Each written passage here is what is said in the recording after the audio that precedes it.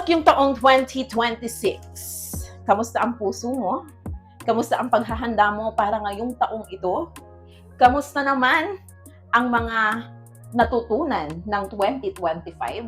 At tandaan natin sa lahat ng natutunan at na-experience natin ng 2025, hindi na yon para balik-balikan, kundi ang kailangan nating balikan doon ay ang mga lessons behind that situation.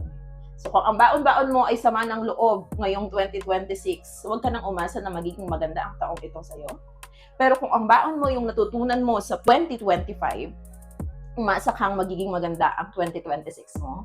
Huwag kang papayag na ang 2026 mo ay maging faithless, hopeless, loveless. Ang i-aim natin, maging faithful tayo, maging fruitful tayo, maging productive tayo, maging full of love tayo, and full of hope ngayong 2026.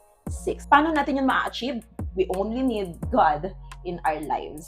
And magandang reminder, we need Bible in our lives because lahat ng kailangan natin, lahat ng gabay na kailangan natin ay manggagaling sa Panginoon. Kaya wag kang papayag na ang taong 2026 ay walang salita ng Diyos sa buhay mo.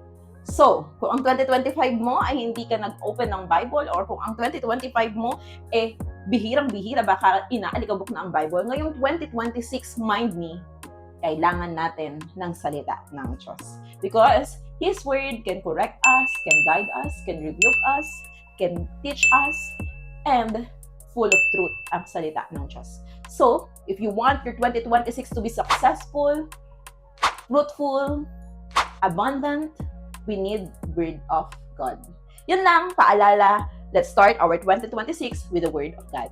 God bless.